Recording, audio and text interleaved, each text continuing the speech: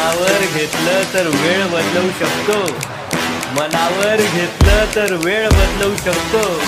स्वाभिमानी माणसाच्या नादी लागायचं नाही, जिद्दीला पेटला तर अख्खा खेळ बदलवू शकतो.